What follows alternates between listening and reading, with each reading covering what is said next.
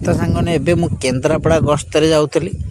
तो केन्द्रापड़ा जीवा बाटे मु किछि समय रही और रहिया भितर मु आपण मान सहित किछि कथा शेयर करदे चाहूँगी।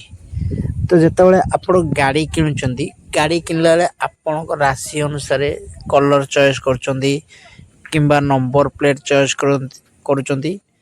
तो गोटे कथा सांग माने आपण माने मन रखंतु, जेकोसी भी गाड़ी किणतु और जेकोसी कलर आपण राशि अनुसार कलर किणतु। ठीक अच्छे, बहुत बढ़िया कथा। आपण राशि अनुसार कलर किनले आपण को सूट करिवो गाड़ी।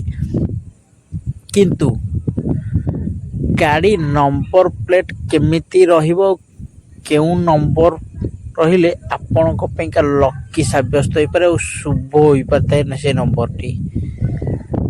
तो वीडियो स्टार्ट तो कर सारे सांग माने, किंतु आपण जदि मो चैनल को नुआ करी आछन, चैनल को सपोर्ट करंतु और सब्सक्राइब करी वीडियो को लास्ट पर्यंत ये देखंतु। एटा वीडियो लास्ट पर्यंत देखिले आपण जानि परिबे मु कोन कहूची। आपण को पेंगा सेटा दरकार आसीबो और शुभ हबो मध्य से काम। तो कौन से नंबर जो चारोटी नंबर करिवे, गाड़ी रो जो चारोटी नंबर करिवे, से चारोटी नंबर भितरु आपण को जेमिति बाछिबा को पड़िबो 9 नंबर थिबो। जदि गाड़ी रो जेकोसी नंबर करछन 9 नंबर टी थिबो, से प्रथम रो कि शेष रो 9 नंबर टी जदि थिबो, आपण को गाड़ी पिंका शुभ। आपण काहारी को पचारिया को दरकार नाही, कारण 9 नंबर होची ही शुभ।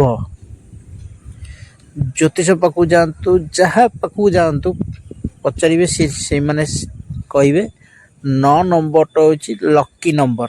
गाड़ी रो 3 नंबर जहाँ थाउ किसी फरक पड़ोनी, सेम थाउ, किंतु 9 नंबर टी थिबा दरकार। ए 9 नंबर टी आपण को गाड़ी पेंका शुभ होता है, अत्यंत शुभ होता है। जदि वीडियो टी आगे भल लगुती, चैनल को सब्सक्राइब करी, वीडियो टी को लाइक करी, कमेंट जय जगन्नाथ।